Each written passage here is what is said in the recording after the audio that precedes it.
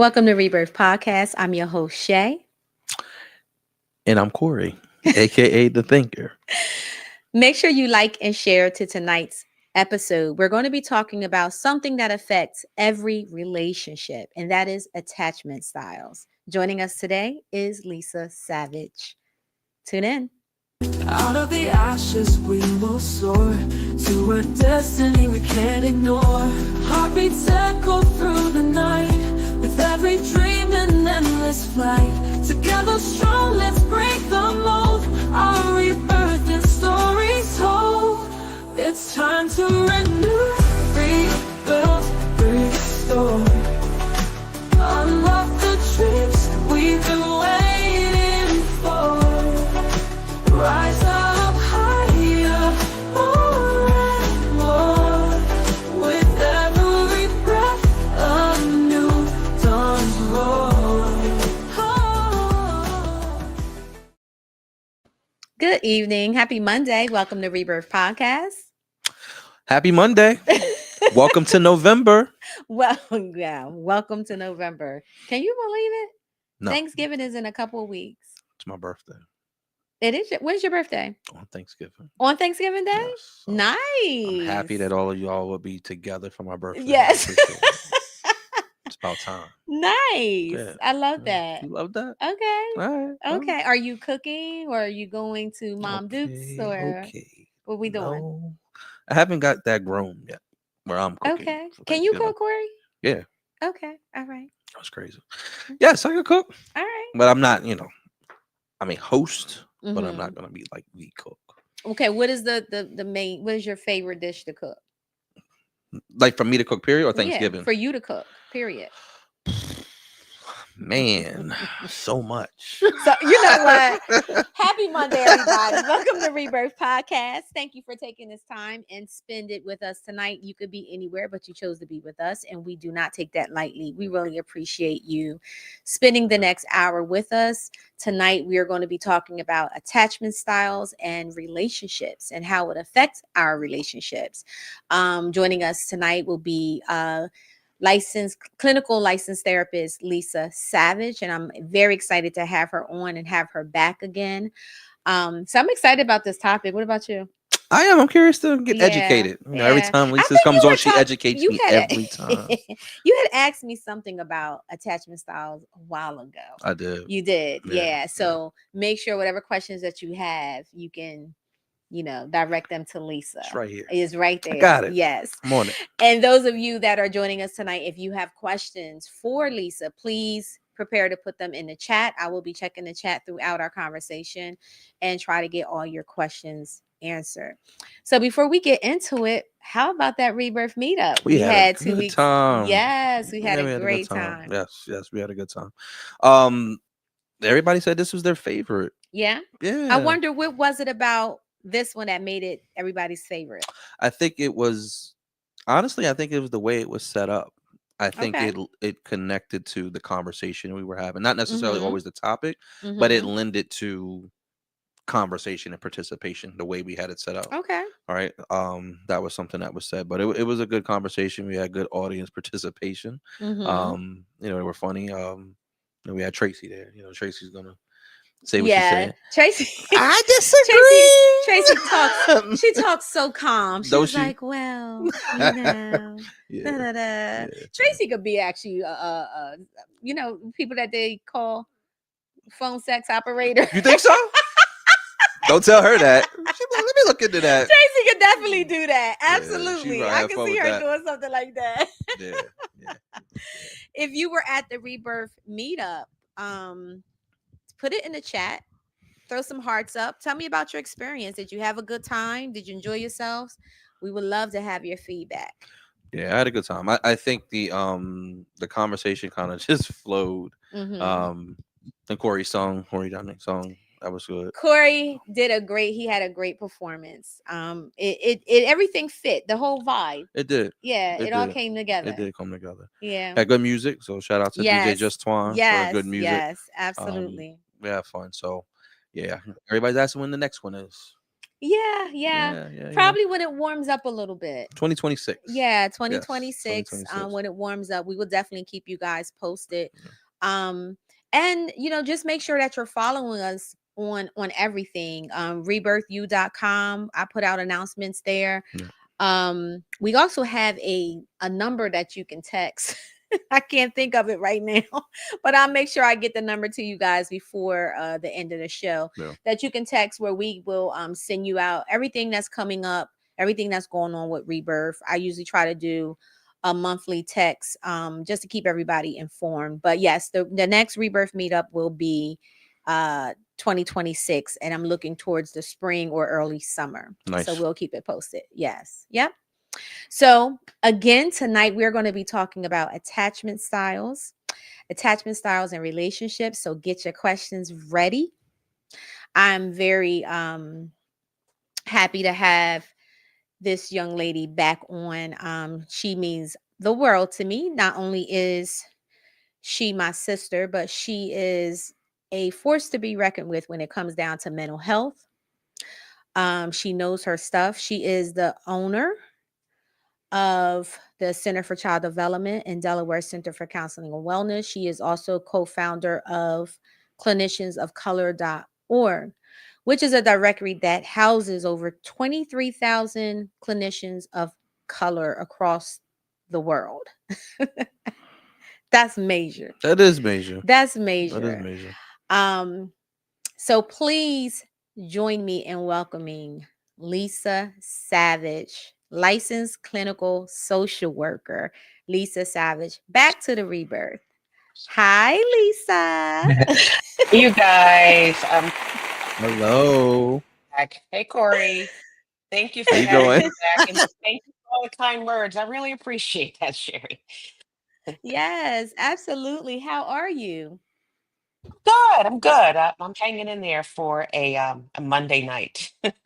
I know, right? These Mondays come by quick, don't they? Oh, don't they, girl? Don't they? My goodness. It Let get me dark quicker. Yes. exactly. And I am not feeling that at all, Corey. Not Me feeling it. either. It's 4:57. It was dark. I said, what? Right. Right. I was Yeah. so messed up Yeah. yesterday. I woke up this morning all early and was like, wait, I could be sleeping another hour. What's going on? I know, for sure. For sure. So, Lisa, tell the people a little bit about yourself, just in case someone is listening or watching that did not have a chance to see you the first time when you were here on the Rebirth. So I am a clinical social worker, and I'm very proud of that. Go us social workers, me and Shay That's are right. proud social workers. But I'm also a mental health therapist. I'm a mental health advocate. I founded the Center for Child Development, which now I'm very proud to say is the largest Black-owned mental health practice, Yes. private practice in the country. I'm very proud of Yes. that. And I always love coming on the Rebirth and sharing my knowledge about mental health issues, especially as they impact us in the Black and Brown communities. Yes. Yep. And it's so important. It is so important. Lisa, we're going to be talking about attachment styles and relationships. I know Corey got a Yep. lot of questions. Okay. I don't have a lot of questions. I have some questions. You have some. Right. Okay. Here for the questions, Corey. Absolutely. Yeah. Absolutely. So let's start off by defining what is attachment and where does it come from? So, attachment is really the way that we relate to other people in close relationships, particularly when it comes to intimacy, trust, and our ability to feel comfortable sharing our feelings and our ability to feel safe and close in a relationship. So, it starts when we are babies, right out of the womb. And it really has a lot to do with how our caretakers relate to us. So, if our caretakers are perceived as being safe and consistent, show up when we cry, when we need them, when we're in distress, we learn how to form that safety in relationships. When our caretakers are inconsistent in their caregiving to us, that is when the attachment bonds can become fractured. So that's kind of an overview of what attachment is. Obviously, it's important, particularly for those of us who want to be in relationships. And unless you are a hermit, you're in relationship or in community with other people. And so your attachment style is going to define how you show up in a relationship, how you show up in community, because it doesn't just impact um, intimate relationships or sexual relationships, but it impacts all of our relationships. Yeah, for sure. For sure. And I know, do you want to go next or With the questions, yeah. I didn't know if y'all was ready for my questions. Okay, yet. oh my Like, gosh. you said something I had to go right to my pad. Oh my, You go know, ahead. at go the ahead, end of Corey. this, I'm gonna ask Miss Lisa to adopt me as like her grandson. So like, because I feel like when we get on here, there's a thing. She'd be like, "Hey, Corey, I'm gonna educate you today. Don't worry about it. I'm no." I just feel like that. You know, it's You feel it in Got your you, spirit? Corey. I feel Don't it in my worry. spirit. It's thank you. I Oh my appreciate it. gosh. You know, so I just Okay. Lisa, can attachment styles change over time with self-awareness and intentional healing? Yep. And I think that is the important information for us to talk about tonight is that your attachment style isn't necessarily fixed. However, it can take some of us years and years of hurt and loss of relationships before we get to the point where we learn how to heal that attachment style. But attachment styles can heal with just us being aware of what our attachment style is. You can have more than one attachment style, so it's not just a fixed one. You can have a variety of attachment styles, and they can show up in different ways with different people. So for example, mm, you might have an anxious attachment with someone, but then at the same time, with someone else, you could have an avoidant attachment style.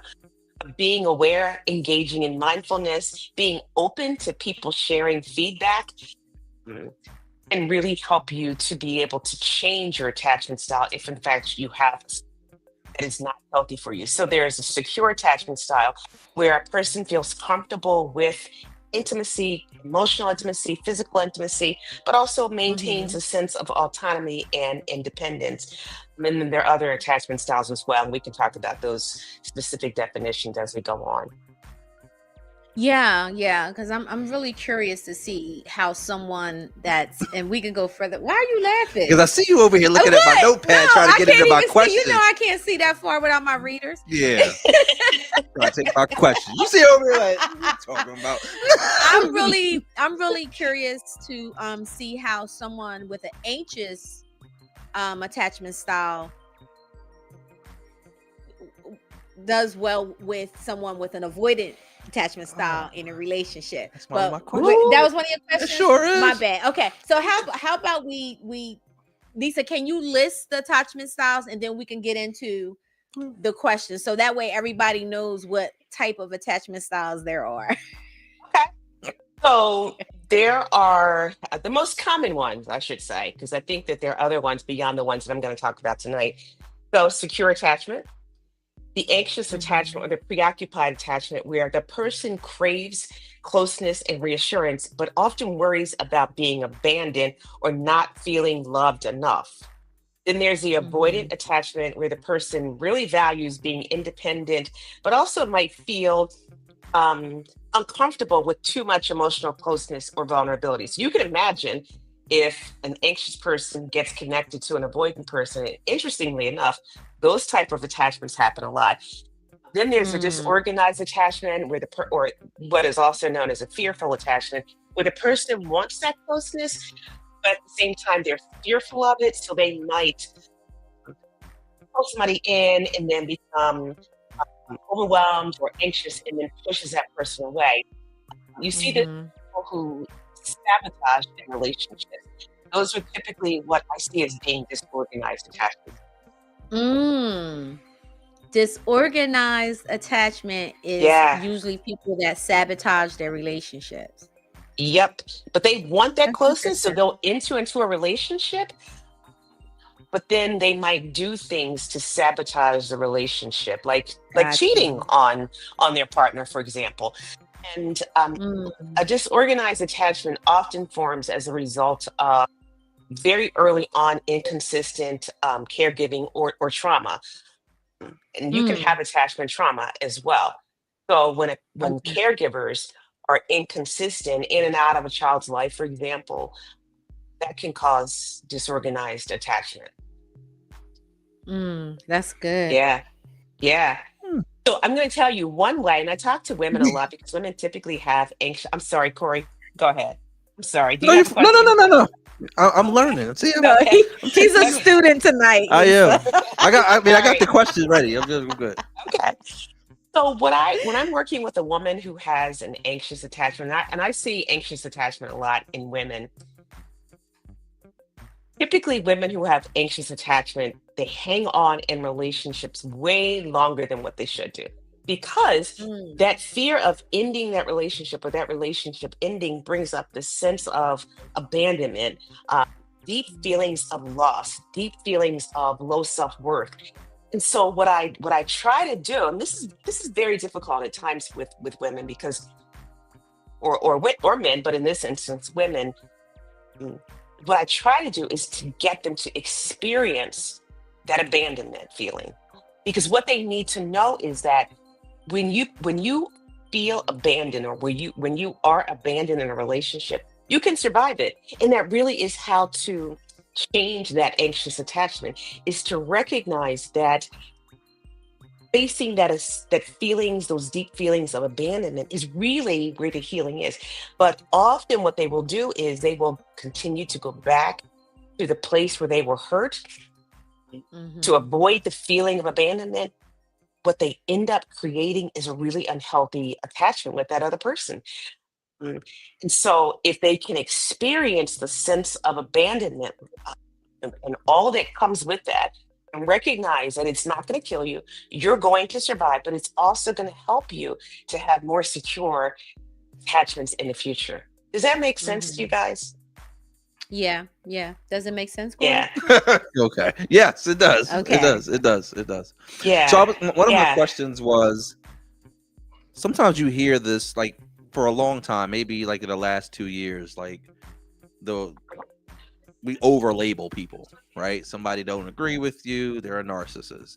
Somebody has an issue with this or an issue with that and expresses themselves, they're bipolar, right? Like we just label Mhm. everybody. So when you think about attachment style versus over labeling, right? I think attachment styles are important for us to learn, right? So how do we separate the two, right? Sometimes Mhm. we'll put it in the cellar like, oh, you over label me, I don't got no attachment styles. And like, so how do we separate the two, and how early should you learn about attachment styles? Mm, So attachment styles are not diagnoses, right? So we all have an attachment style. It's not a mhm. diagnosis. It's let's see, it's a way that we learn how to connect with other people.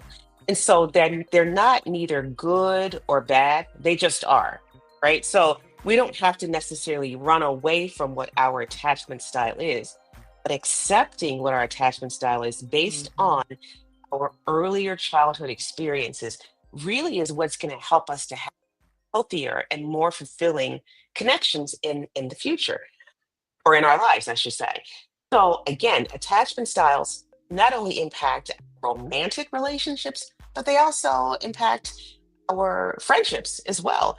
So it's important to embrace the concept, recognize your attachment style.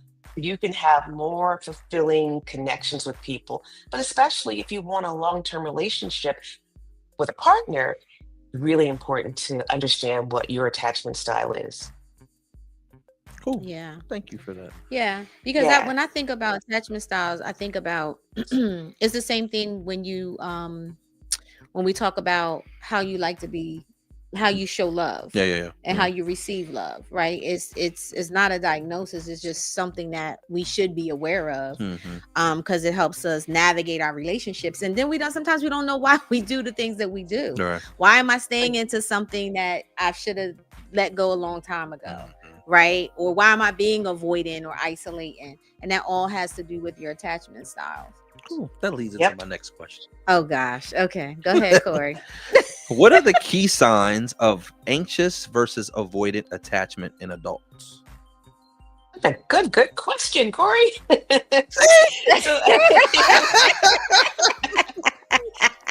So, That was let's smart. start with. No, you didn't do the Hey, so we connected. So An anxious attachment style is a person who really craves that closeness and reassurance, but they worry a lot about the relationship. They worry about not being lovable, not being worthy of love. They worry about being abandoned. And like that just shows up in many different ways. So, another example that I can use that might resonate with the audience is, you ever been in a relationship or know somebody who's been in a relationship, and then when one partner decides that they're going to end the relationship, the other partner threatens to kill themselves, right? And this is an extreme. Mhm. That's a person with an anxious attachment style. They feel so Mhm. desperate and want to avoid the feelings of abandonment that they threaten that they're going to hurt themselves so that they're no longer feeling that pain. Mhm. And then what happens with the other partner? The other partner will sometimes pull them back in because they feel guilty, or they worry Yep. that if this person does go out and hurt him or herself, it's going to be all my fault. And so they pull the person back in. It doesn't mean that that connection is healthy. It just Mhm. means that it has temporarily been put on hold. That person with the anxious attachment style gets the feeling of, okay, I am lovable. Okay, I'm not going to be abandoned. Never really goes away. Person with an avoidant attachment style really values being independent. And so you'll hear Mm. people say, this is something else that you might be able to relate to because you probably heard this from people. When I break up with somebody, I act like that other person is dead, like they never even existed. Oh wow. Typically sounds like a person who has an avoidant attachment. So they were able to kind of, Mhm. create what looked like an attachment. But as soon as that relationship is over, they in their feelings, they're done. They can Mm. pretend like that person never existed. And some people think that that's healthy, right? But I think it's functional in that it helps that person to not feel so vulnerable. Mhm. So those are the key Mhm. differences between the two attachment styles. Can I? No, I have a question now. Now you just hold on. I'm Just about to have to drive. pause. I'm about to drive to Baltimore. I'm about to pull up. They have a private audience with his list of So, questions, Shay. right, right. Can you describe the same way you did with the avoidant and the anxious? Can you do that for the secure? What would that look like for someone that has a secure attachment to end a relationship? And believe it or Or is that not, the there are next people who step? have there are people who have secure attachments. So these are people that feel comfortable with intimacy and independence, but they are able to Mhm. trust other people and they're able to maintain sense of self. They don't lose themselves in relationships. They have healthy connections with people. So Yes. um, Yes. so let me give you an example, just my own personal life. When my husband and I were first married, we didn't live together. I lived in Delaware, he lived down in DC because he had shared custody with his sons. And so because we both had the ability to have secure attachment, we could have that distance in our relationship, in our marriage, a physical distance in our marriage, but Mhm. without worrying about, is he cheating? Is she cheating? Is he going to abandon me? Is she going to abandon me? So that kind of Yeah. is how that shows up. You have that that emotional connection, but you can also be apart and also feel safe and secure and have that level of independence that's healthy in a relationship.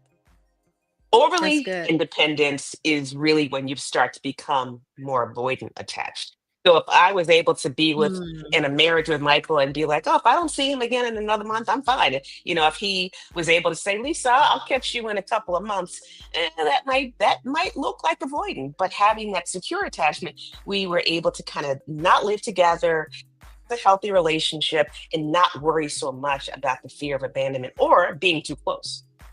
Yeah. Yeah. That's good. So you touched on earlier. You talked about the not the avoidant, but the anxious attachment, right? And you said sometimes it goes to the extremes of I want to kill myself, or some of these extremes that they threaten. You kind of touched on. Mhm. What's the difference between the attachment style and the threat? I guess maybe the question is that manipulation or is that real for them and it's not necessarily manipulation? It could be both, Corey. In Okay. all reality, I have known some people to hurt themselves in when a relationship has been Mhm. fractured. It still is manipulative, but I don't want us to think of it as, I want us to have some understanding, kind of a trauma informed understanding of why a person might go to such extremes when a relationship ends. Because the fear of abandonment, which of course stems from earlier life experiences. And so the intensity of the emotion when there's a perception of being abandoned feels so heavy that that person might want to hurt themselves or end up not wanting to be on this earth at all.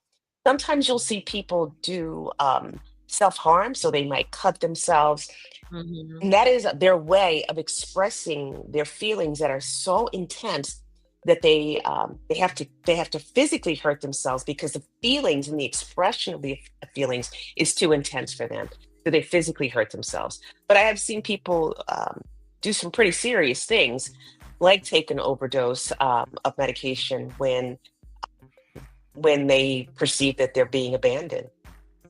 Yeah. So it's both. How do you care for that though, right? So like if you're in a relationship with someone that has may not be the levels of extreme that you described here, but there Mhm. definitely is a anxious attachment, an avoidant attachment. How do you care for somebody that has an anxious attachment style? Right? Because I think sometimes when you see that, is it the avoidant or is it like I need to pause because this is a lot, right? And you don't know what to do with that. So I may not necessarily be Overwhelming. avoiding you, or I don't have. Maybe I do have an avoidant. I've been told I have an avoidant attachment style. So sorry, I believe him. Now I'm only playing. you know what I mean, right? So It's important to acknowledge but that. It's fine. yeah, so, but sometimes you have to. How do I pause, or how do I care for this and still care for myself? Because sometimes subconsciously and consciously that could be a lot, right? And you sometimes you have to, Absolutely. whether the cut off or the breakup or the distance creates space for you to come back to center because I've put on the paramedic book bag and the shock pads and try to resuscitate you to understand that I'm not Mhm. avoiding you or I'm not leaving. I'm just going to the grocery store, right? And that's Mm. extreme. But like, how do you care for that? Mhm. Or can you? See, as the partner, that's the right question. Can you? Okay. While it's your responsibility to the attachment by not, let me rephrase that. It is the responsibility of the person with the attachment issues Mhm. to care for themselves. And by doing that, they have to go to therapy. They have to go to Mhm. therapy. You can reassure a person, but sometimes that reassurance is not enough. It's not enough. I think also, as a person who may be on the receiving end of someone who has an anxious attachment that really shows up loudly, setting your boundaries is important. Not allowing yourself to be consumed with the person's anxiety. Reassuring that person obviously is healthy, but the responsibility really lies on that person going to Mhm. therapy, understanding themselves better so that they can show up differently in the relationship. So relationships can be healing. They really can be healing with the right supports, with people who are willing to do the work. If you're an avoidant person and you're with an anxious person, which happens a lot, believe it or not, it is also the avoidance person, the avoidant attachment person, their responsibility to go to therapy as well. Because what could happen in an anxious avoidant attachment relationship is that the avoidant person could be unintentionally pushing the person away. Hmm. And so that Mhm. becomes extremely confusing and convoluted. And so both people need to go to therapy to own their own stuff and then to be able to show up in the relationship in a healthier way, to be able to set boundaries, to be able to Yeah. tolerate the discomfort that comes with the anxiety, that comes with Mhm. the difficulty of being attached to someone if you are the avoidant person.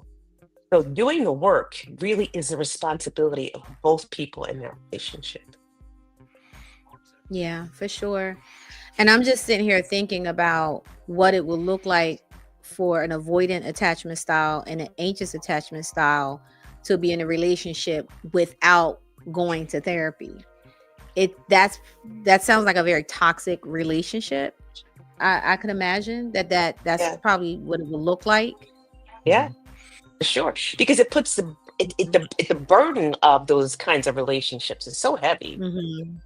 The relationship probably can't be healthy under those circumstances. Excuse me. Go ahead, Corey. Don't do that. Okay. I pre-warned the whole show that this was gonna happen. Go ahead, Corey.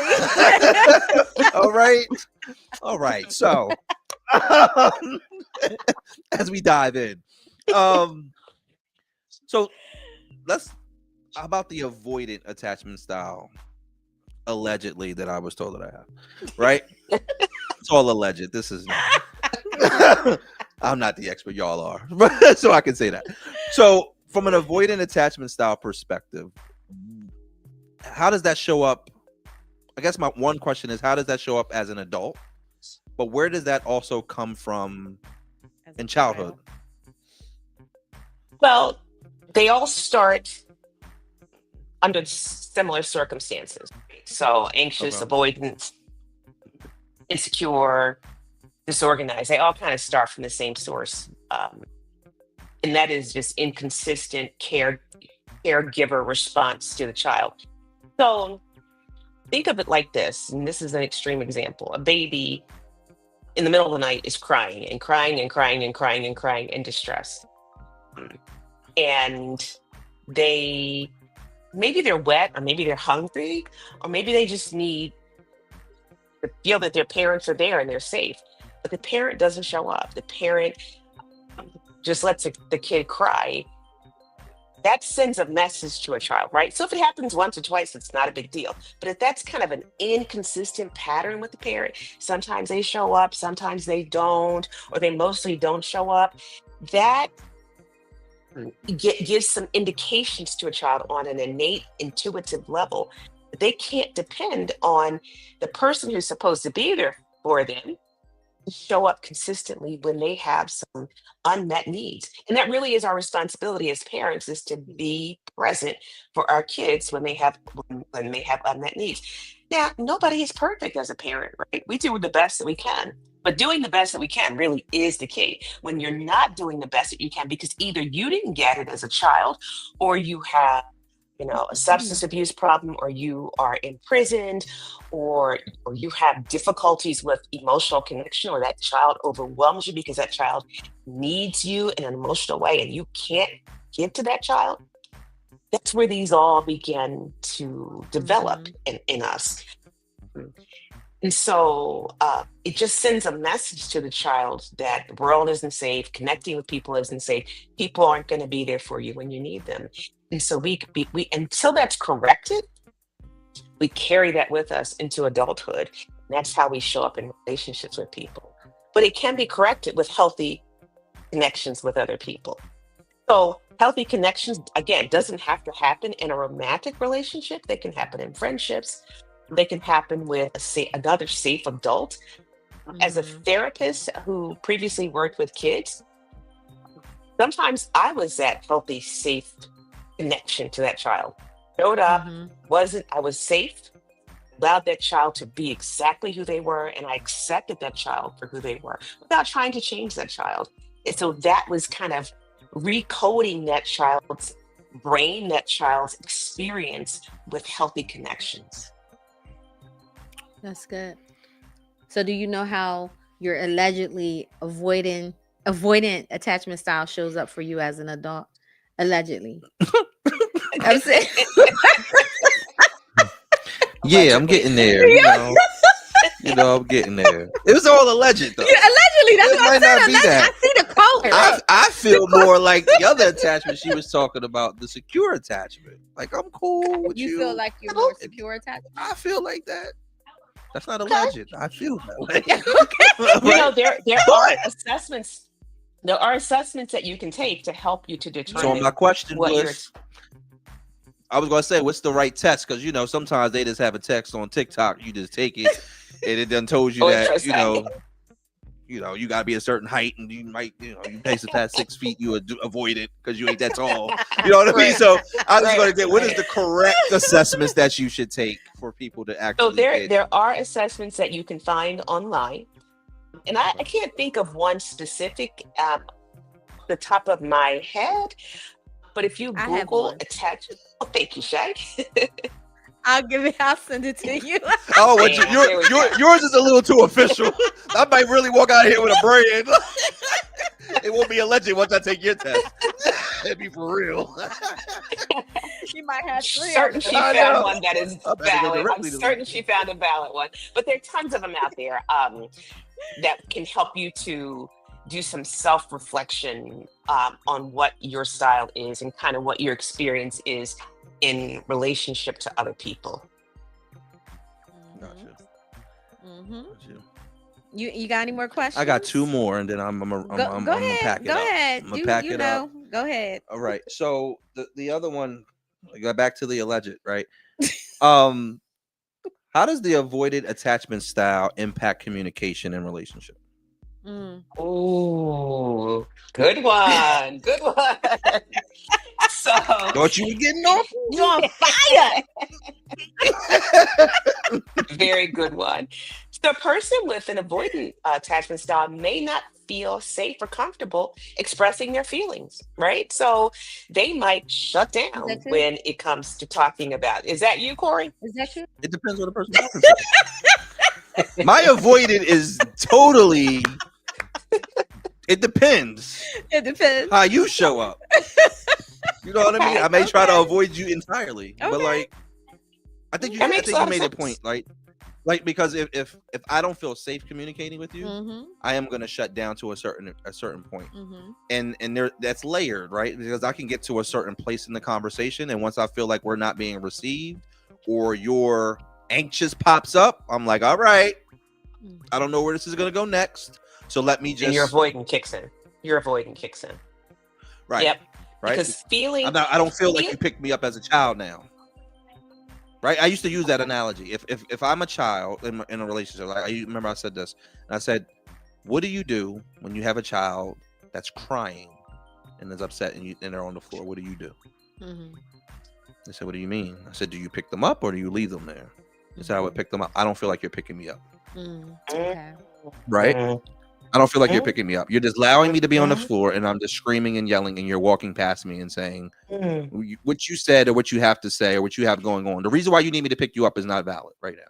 You just need to cry it out. Mm-hmm. That's what you're doing to me. Yeah. Therefore, I'm done. Don't pick me up no more. I'm Yeah. good. You just go crawl away, right?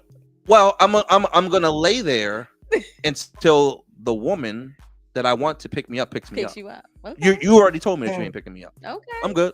Somebody's gonna pick me up though, Okay. and don't Ooh. try to get custody now Okay. because I was crying before. Don't try to get custody. No, I don't want to go to court now.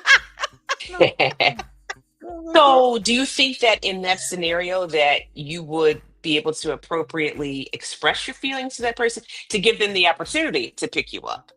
Say, hey, listen, I've been laying down here crying and asking, and you haven't risen to the occasion. Would you be able to do that? So I would be able to do that, but I need it to be done in a way that is, I will say, safe. Right? Because I used to have this thing, I still kind of do, right? It's like, are you open versus are you not? If I have to tell you something, if I say, Shay, I got to talk to you about something, are you open? And you can say yes or no. Yes, I'm ready to receive and we can have a dialogue, or no, I'm not open right now. I've made 45,000 decisions today, Yeah. and I'm not trying to manage yours right now. So, but we have to have a date that we're Yeah. going to come back to it. That's Yeah. the safe place for me. Right? But once you say that you're open, then we're open. So, but and then on top of that, sometimes when I state what I need or what my issue is, this is not time for a comma. Period. Did you hear what I said? Period. Don't put a comma and then it's gonna run on and run on and run on. I need you to acknowledge what I said. Corey, I heard what you said was da da da da, and full stop. And I have to learn how to do that for them as well, right? Like I heard what you said. You Okay. don't feel safe or whatever. Period. Done. Okay. Right. So I think that we we're having fun with it, right? But I think that it gets very serious when you're in relationship, friendship, or romantically, and those things are not done the right way, right? And I will say that I've learned in all of my relationships, and also being around you all, right? Because you guys help me, right? And I make it fun because it allows me to feel safe on all of those things. So this is my purpose. So Understood. right. But what I will say is that we're not always taught how to do this. Yeah.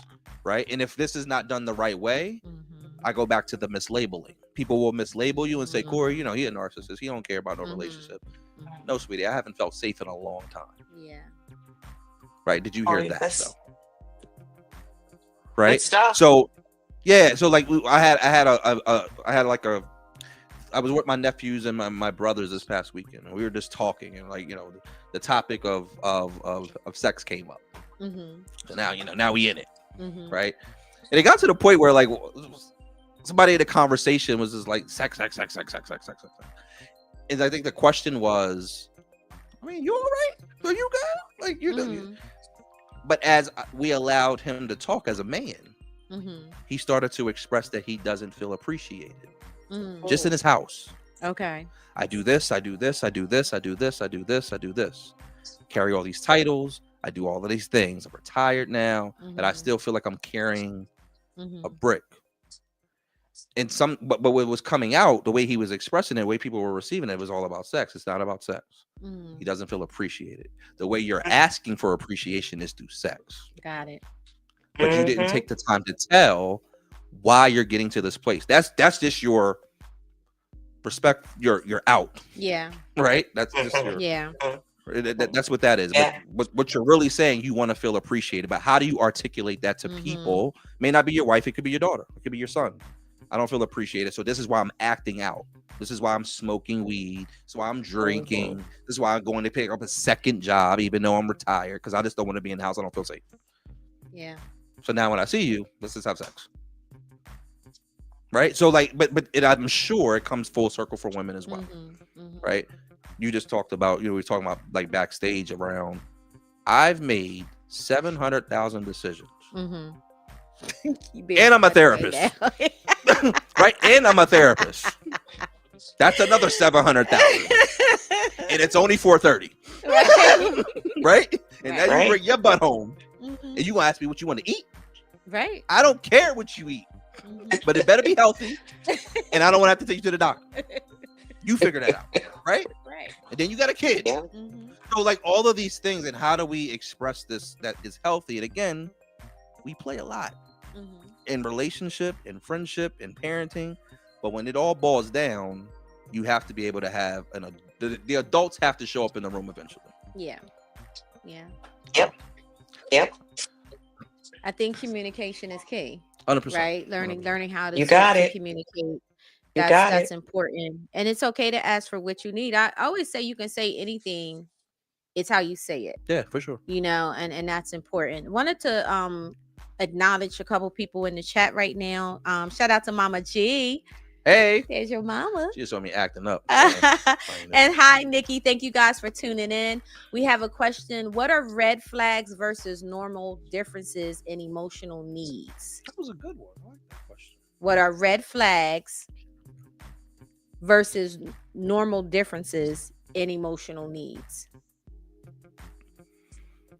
So I think it is defined by the relationship, right? Like the relationship defines what's normal and what it can contain. So, what might appear to be outside of the norm in my relationship for emotional needs may be different than what somebody else's relationship looks like. So it's defined by the relationship. And so if your partner is asking something of you that doesn't feel comfortable, that doesn't align with your values or who you are, then that could potentially be a red flag for you. So the relationship kind of holds the ability to tolerate what's healthy, what's not healthy, based on the rules that it creates for itself. We all have Mhm. definitions of what's healthy and what's not healthy. I mean, obviously, there's some things like abuse, verbal abuse, physical abuse, financial abuse. Those things are not healthy and not normal. But other things, the relationship sort of has to define. And when I say the relationship, I mean the people who are in the relationship to Mhm. define what it can tolerate based on the individual's values, likes, dislikes, experiences. Yeah, I totally agree. I right? I mean, maybe you agree. Yeah. No, Yeah. no. I mean, what was your thoughts? I agree with that Yeah, I because, do. like you said, what I mean, it basically boils down to what some people might be into, you might not be into. That might be a red flag for you. Where for them, that's they've normalized that. That's their experience. That's what they like to Mhm, do. But it goes back to mhm, communication, right? It's important to have mhm. healthy communication to be able to say in the beginning, this does not work for me, Mhm. or yes, I am into that, right? Yeah, yeah, yeah. So, okay. And I think with the right therapy or the right self-assessment, you won't look at that as abandonment. You would understand that's a boundary. I'm not abandoning you. I'm putting a boundary up to say this is not for me, Mm-hmm. or this is for me, right? You Yeah. have the ability to opt in or opt out, Mm-hmm. and you have to respect either way that goes, right? Or we opt in together. We have to figure that out. But sometimes it gets muddy because we're putting our stuff on other people and expecting them to care for it, and that's not always the Or right we way to think do. what we'll do is we'll have the conversation. You'll identify the normal differences. You know it's a red flag, but then we'll say, It's I could pink. change this person. It's pink. It's not red. It's pink There, flag. there you go. I'll- There you go. yeah, yeah, Yeah, yeah, yeah. Yep. True. yeah. Yep. That's a big one. Absolutely. So, And I um, always tell people, do not mhm. enter into a relationship thinking that person's going to change or that you're going to change that person, because that's not going to work.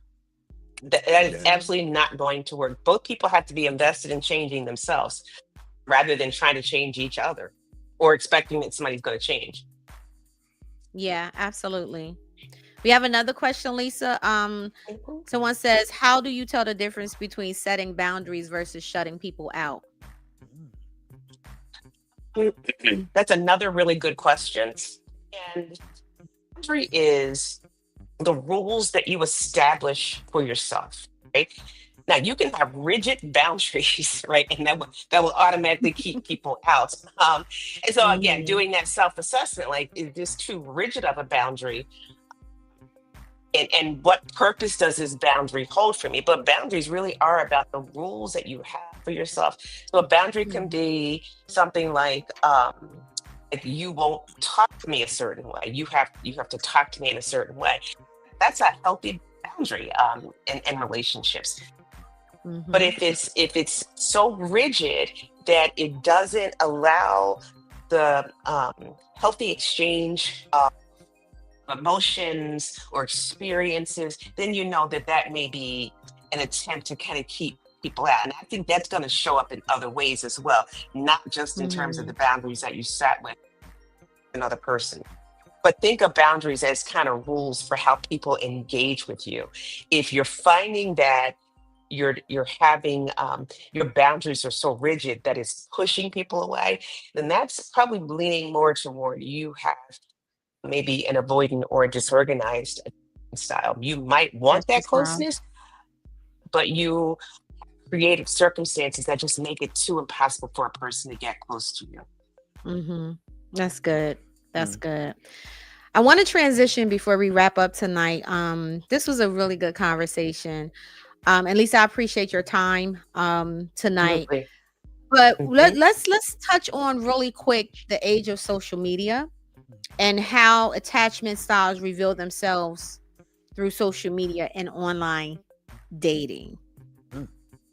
See, I think that's such a great question because I think when we're dating online, the risk Mhm. of us either showing up as a different person than what we really are, right? Or the risk of us entering into situations that are safe because it's online, right? And so I know Mhm. some people who have had an online relationship with someone for years and they've never met a person. but it's safe because it keeps them safe. It doesn't challenge them. It keeps them Yeah. safe in their avoidant or disorganized attachment, right? So Mhm. people who have a secure attachment style will they will have healthy boundaries for themselves. They will be able to connect with people. They'll be able to sense, I'm not so sure that this is a healthy person for me. They'll want to take that relationship offline sooner than later to get to know that person in reality.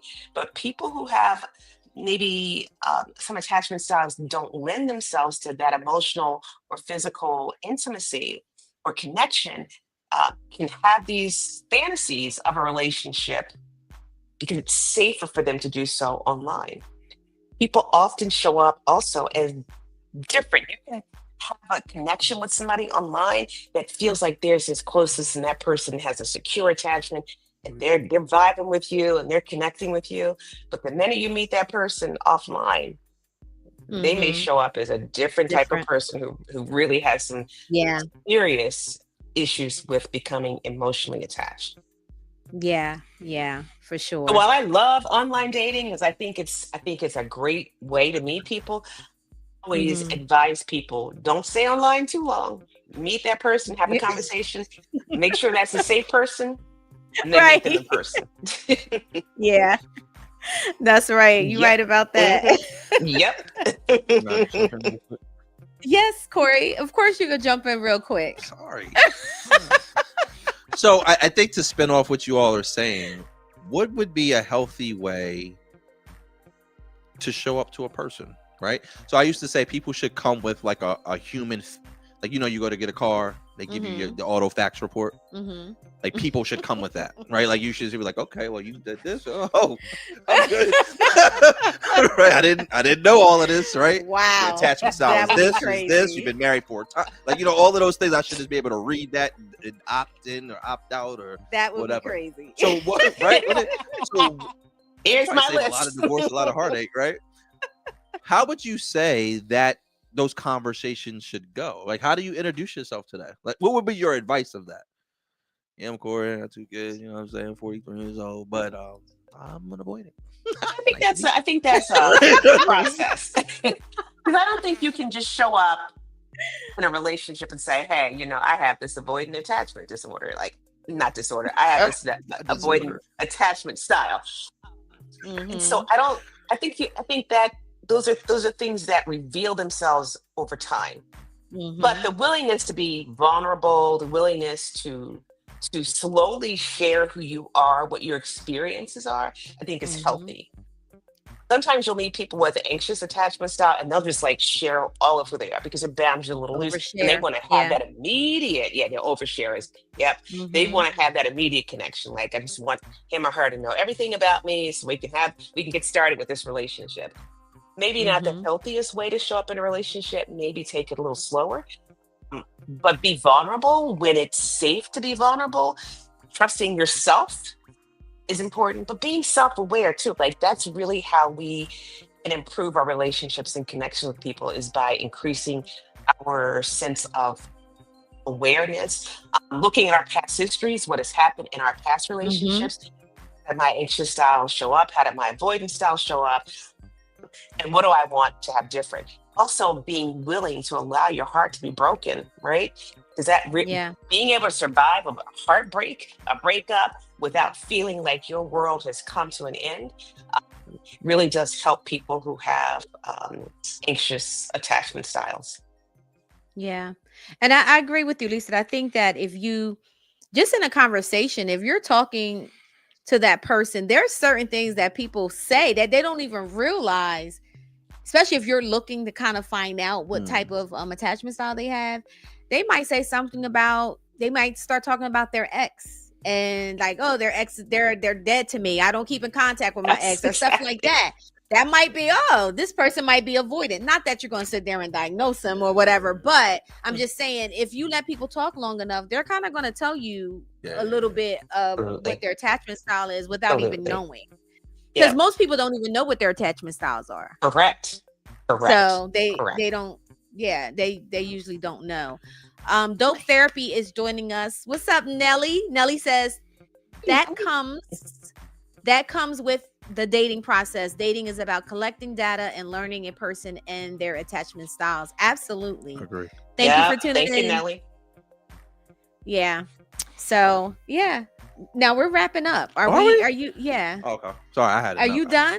I'm never done. Because you just had. So Lisa, you can send the invoice to. What's your address? You know. You just had a whole therapy I session. did. I'm pulling up in Baltimore. I'm going down there. You know. We had to go to the harbor or something.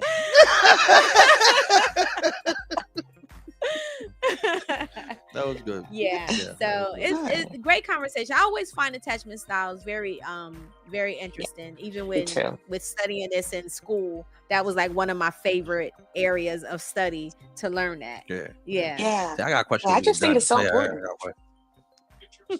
He gonna try to tell me he still got some questions when we're done to ask me. For you. Yeah, I'm done. You done? This is not a decision. You just gotta tell me. It's like directing.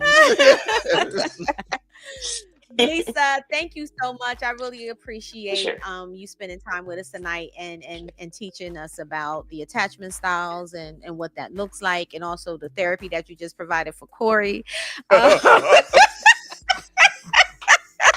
Yep. No problem. Could you please let people know how they can follow you, or things that you may have coming up? So you can follow me on all socials at Lisa Savage LCSW. Lisa Savage LCSW.